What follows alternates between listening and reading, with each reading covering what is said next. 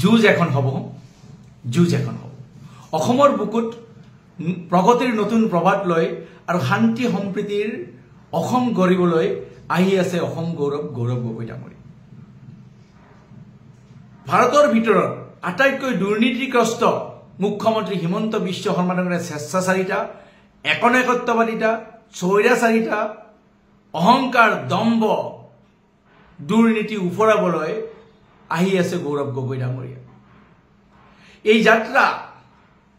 কাইলৈ গৌৰৱ গগৈ ডাঙৰীয়াই যোৰহাট পাবহি যোৰহাটত উপস্থিত হ'বহি আৰু এই যাত্ৰা হওক আধুনিক কংসবৰৰ আখৰাৰ শুভ মুহূৰ্ত এখন নতুন অসমৰ সপোন লৈ আহি আছে গৌৰৱ গগৈ ডাঙৰীয়া অসমবাসীৰ মৰমৰ নেতা গৌৰৱ গগৈ ডাঙৰীয়াই এক নতুন চিন্তাধাৰাৰে আহি আছে এখন ভয়মুক্ত অসম এখন গুণ্ডামী মুক্ত অসম এখন কেলেংকাৰী মুক্ত অসমৰ সপোন লৈ আহি আছে গৌৰৱ গগৈ ডাঙৰীয়া সেয়া কৈছে যে কাইলৈ তেখেত 2 বজাত যোৰহাট আহি পাবহি আৰু যোৰহাটৰ পৰা তেখেতে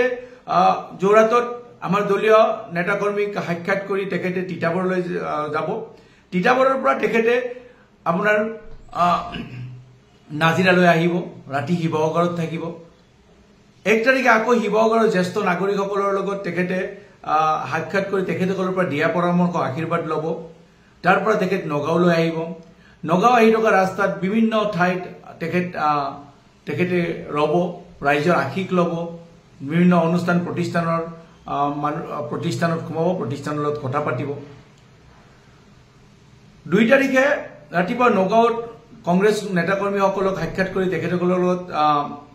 মানে তেখেতসকলৰ সুখ দুখৰ বুজ ল'ব তাৰপিছত আকৌ তেখেতে বৰদোৱালৈ যাব বৰদোৱাত মহাপ্ৰভু শ্ৰীমন্ত শংকৰদেৱৰ জগতগুৰু শ্ৰীমন্ত শংকৰদেৱৰ জন্মস্থান বৰদোৱা থানত গৈ আশীৰ্বাদ ল'ব তাৰ পৰা আকৌ তেখেতে 12 বজীয়া হৈ মৰিগাঁও হৈ আপুনি জাগিৰোড হৈ গুৱাহাটীলৈ আহিব তেখেতে গুৱাহাটীত আহি 2 তাৰিখে গুৱাহাটী ৰাজীৱ ভৱনত পদাৰ্পণ কৰিব ৰাজীৱ ভৱনত এবাৰ সোমাব ৰাজীৱ ভৱনত নেতাকৰ্মীসকলৰ লগত তেখেতে কথা পাতিব আকৌ 3 তাৰিখে তেখেতে অসম প্ৰদেশ কংগ্ৰেছ কমিটিৰ সভাপতি হিচাপে তেখেতে কাৰ্যভাৰ গ্ৰহণ কৰিব মানৱেন্দ্ৰ শৰ্মা কমপ্লেক্সত 3 তাৰিখে গতিকে সমগ্ৰ ৰাইজক মই অনুৰোধ জনাইছো সমগ্ৰ নেতাকৰ্মীক মই অনুৰোধ জনাইছো আজি এনেকুৱা এক হওক যে যি যাত্ৰা আৰম্ভ হৈছে কাইলৈৰ পৰা যি যাত্ৰা আৰম্ভ হ'ব সেই যাত্ৰাই এই আধুনিক কংসবৰৰ আখৰাৰ শুভ মুহূৰ্তত হওক এই আখৰা হওক আৰু সকলোৱে যেন এখন শান্তি সম্প্ৰীতিৰ অসমত বাস কৰিব পাৰে ভয়মুক্ত অসম দুৰ্নীতিমুক্ত অসমত বাস কৰিব পাৰে সকলোৱে যাতে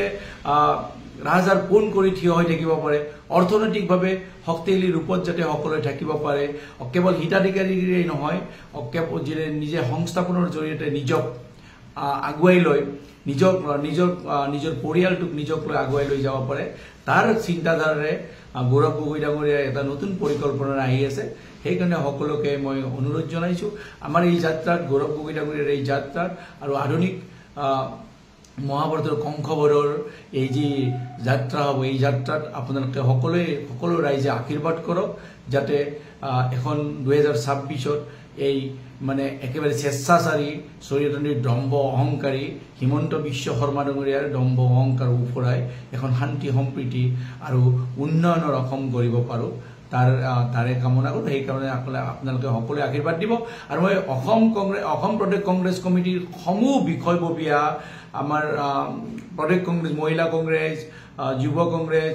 সেৱা দল NSUI সেলছ এণ্ড ডিপাৰ্টমেণ্টৰ সকলো বিষয় বিভাগ অনুৰোধ জনাইছো যে আজি আপোনালোকৰ ফেচবুকত আহি মানে হেশটেগ অসম গৌৰৱ গগৈ ডাঙৰীয়া উল্লেখ কৰি আপোনালোকে গৌৰৱ গগৈ ডাঙৰীয়াৰ সাম্প্ৰতিক ৰাজনীতিৰ তেখেতৰ প্ৰাসংগিকতা এই স্বেচ্ছাচাৰী হিমন্ত বিশ্ব শৰ্মা ডাঙৰীয়াৰ বিৰুদ্ধে তেখেতে লোৱা যিবিলাক পদক্ষেপ আছিল পদক্ষেপ আৰু তেখেতৰ চেষ্টাবিলাকৰ ওপৰত আৰু আগন্তুক সময়ত এখন শান্তি সম্প্ৰীতি অসম গঢ়াৰ ক্ষেত্ৰত গৌৰৱ গগৈ ডাঙৰীয়াই কিদৰে ভূমিকা ল'ব পাৰে আপোনালোকৰ মনত যিখিনি আছে সেইখিনি ব্যক্ত কৰি আপোনালোকে এটা লাইভ হওক নতুবা এটা ভিডিঅ' কৰি আমাৰ ফেচবুক আপোনাৰ নিজৰ প্ৰফাইলত আপোনালোকে আপলোড কৰক এইখিনি অনুৰোধ কৰি মই সামৰণি মাৰিছোঁ পুনৰবাৰ কৈছোঁ যুঁজ এখন হ'ব